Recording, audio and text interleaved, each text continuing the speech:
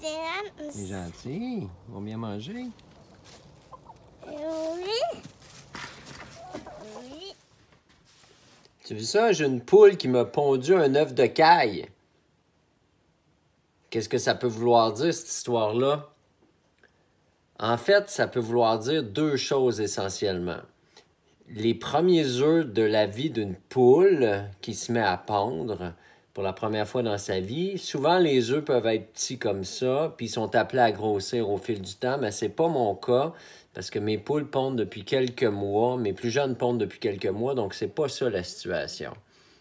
L'autre option, c'est ça qui a dû se passer dans ce cas-là, c'est le dernier œuf d'un chapelet d'œufs qui se trouve à l'intérieur d'une poule. C'est-à-dire qu'à l'intérieur du corps de la poule, il y a une chaîne de montage d'œufs, du plus petit œuf en composition jusqu'au dernier œuf gros qui est sur le point d'être pondu.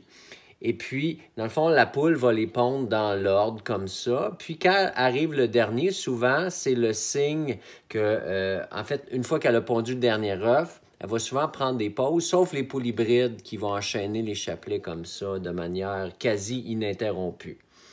Et puis, le dernier œuf de la chaîne de chapelet comme ça est souvent, en fait, et de temps en temps petit comme ça, en fait. Ça n'arrive pas tout le temps, mais quand on voit un petit œuf comme ça veut souvent dire que c'est le dernier œuf du chapelet d'une poule. Donc, ce que ça annonce souvent, c'est l'amorce d'une pause chez cet individu-là qui va se refaire des forces, dans le fond, parce que c'est très exigeant de pondre des œufs chez une poule. Puis c'est pourquoi les poules hybrides s'usent plus rapidement, parce qu'elles ne prennent pas de pause.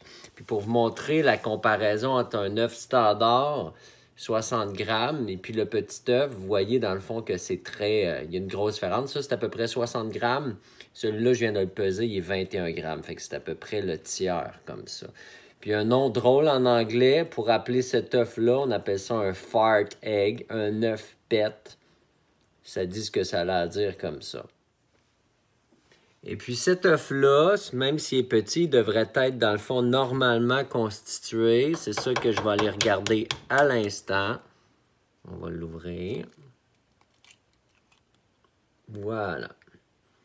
Donc, on voit le petit jaune à l'intérieur. Là, il y a quelques jours, le jaune s'est défait comme ça, mais on voit qu'il est normalement constitué. C'est un œuf que j'aurais pu consommer, que je pourrais encore consommer, mais avouez qu'il n'y a pas de quoi se faire un petit déjeuner.